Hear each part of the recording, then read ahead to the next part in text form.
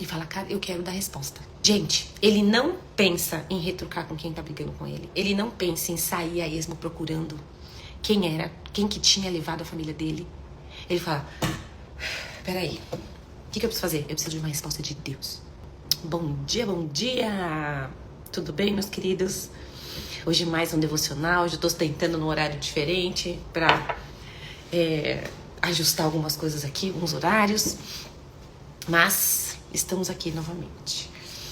Eu quero falar hoje com vocês sobre algo maravilhoso, algo que é primordial na vida de todo cristão, que é o nosso melhor amigo. Quem é o nosso melhor amigo? Quem é aquele que nos consola? Quem é aquele que nos ajuda? Quem é aquele que fala quando você errou? Quem é aquele que garante que você acertou? Quem é aquele que quando você está numa dúvida, ele traz a resposta? O Espírito Santo.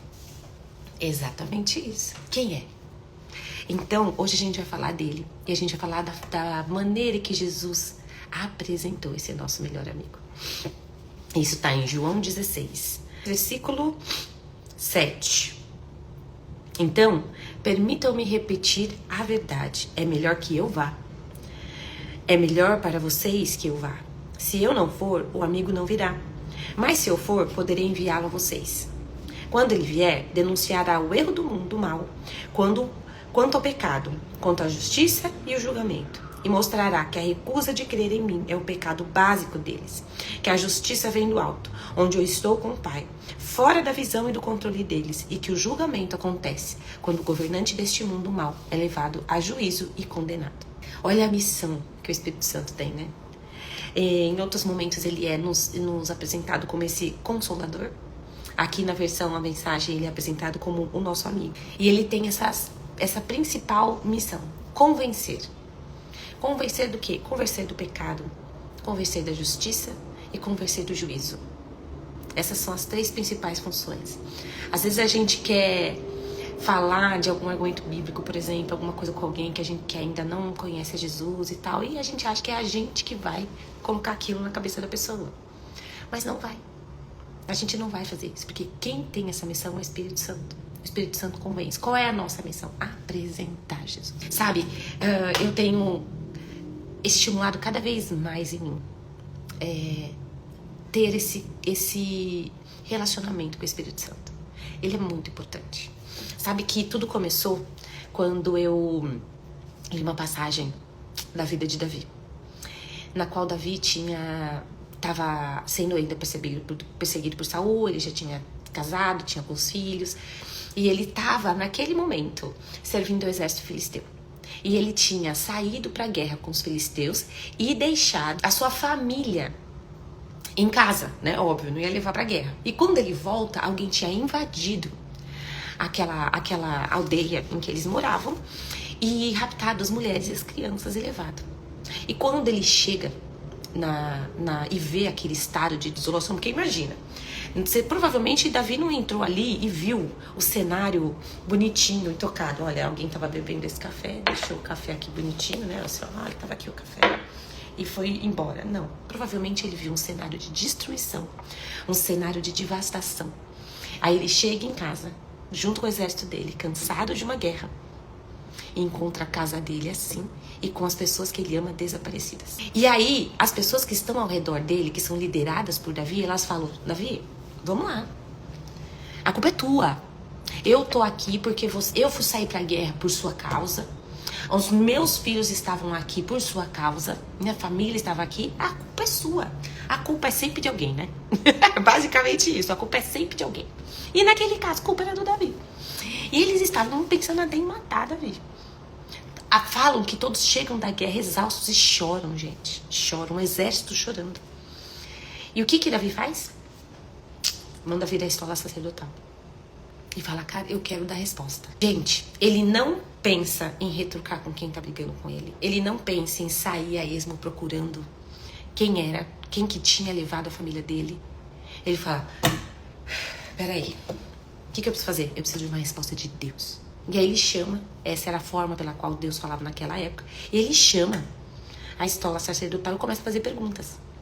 Senhor, eu devo ir? Cara, só pensa isso. Pensa o relacionamento que Davi tinha com Deus, porque a família dele foi levada, e ele para perguntar: Deus, eu devo ir? Gente, eu particularmente não passaria isso pela minha cabeça, tá? Ah, não, eu vou ver se Deus quer que eu vá. Cara, eu já ia sair correndo atrás da minha família. Eu não ia perguntar, pelo menos, no mínimo eu não ia perguntar isso. Porque é óbvio que eu tinha que ir. Mas ele foi lá e perguntou: Senhor, é pra eu ir? Tem situações que parecem óbvias na nossa frente e a gente sai sem perguntar pra Deus. A gente aprende isso com Davi. Segundo, eu vou alcançá-los? Eu vou conseguir, vou ter êxito nisso? Vai. E aí tem um segundo momento que ele pergunta: a cidade que eu defendi lá atrás vai me entregar pra Saul? Não é exatamente no mesmo momento, mas ele fala: vai.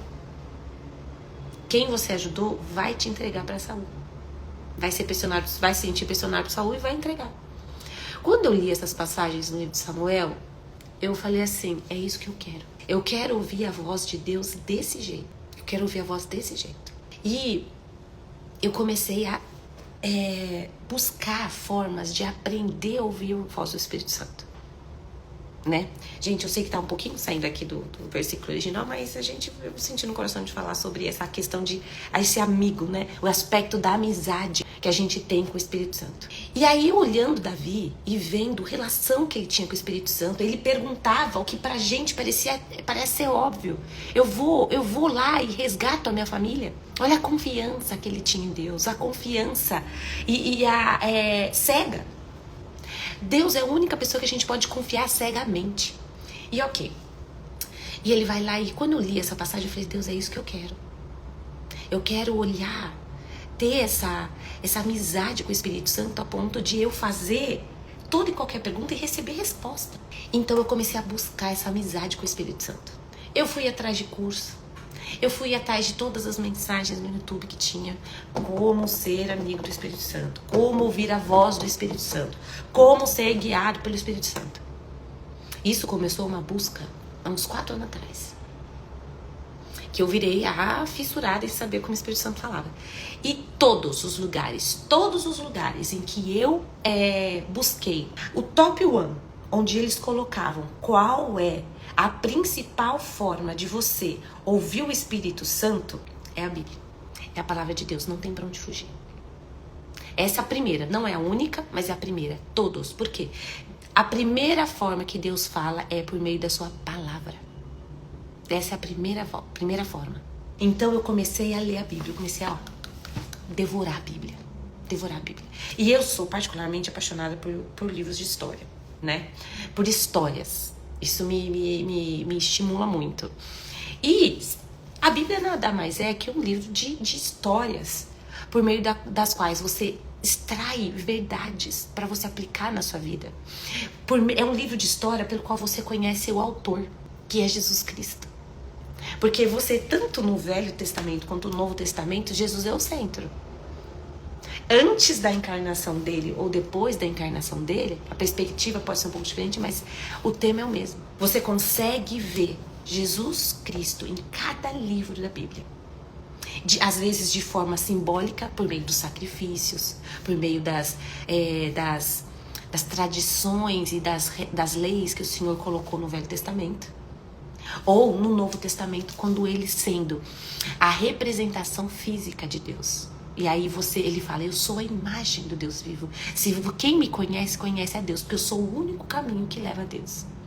E eu fui criando essa paixão pelo Espírito Santo, né? O pastor Luciano Subirá, fala o seguinte, né? Todo mundo lembra de Deus, todo mundo lembra de Jesus, mas de Espírito Santo a galera parece que dá uma desencanada.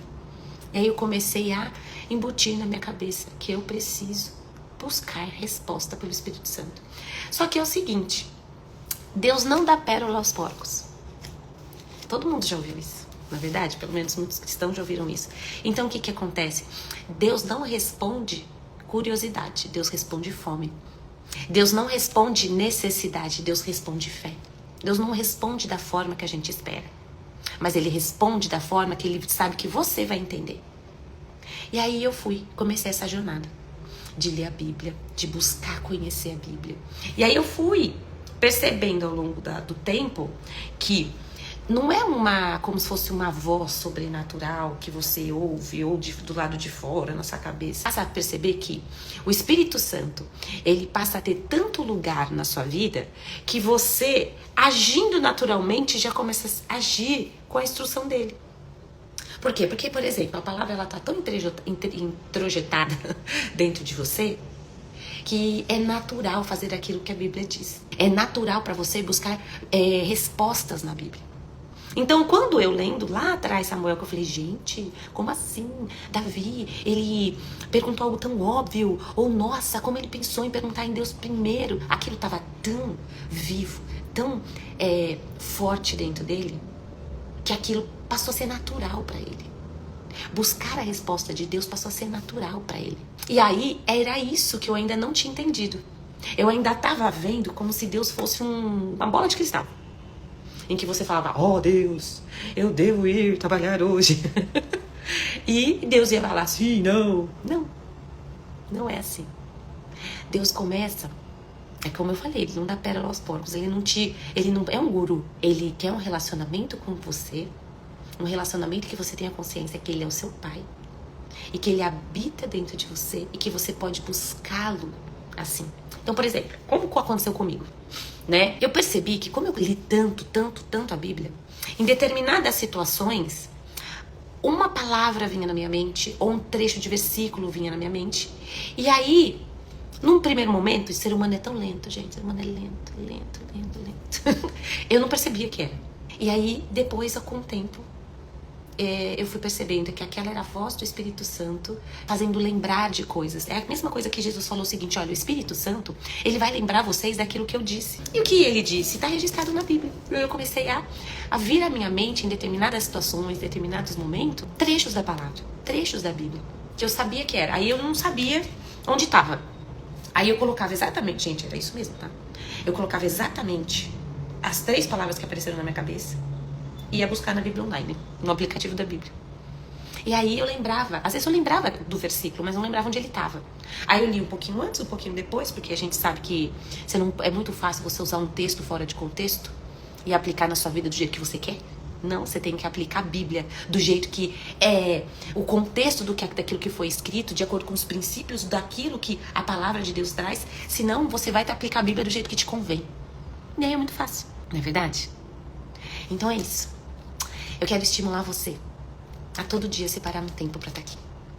Eu tô separando um tempo, tenho colocado aqui nessas formas de live pra gente fazer junto, porque eu acho que tantas coisas que a gente faz junto, um estimula o outro. Então é isso que eu quero com esses devocionais.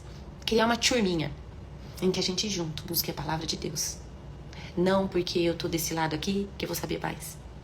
Mas durante toda a leitura bíblica, né? Sempre o pastor lá no púlpito antes de pregar fala o seguinte, nossa, Deus falou comigo primeiro. E é isso mesmo. Deus fala com a gente primeiro.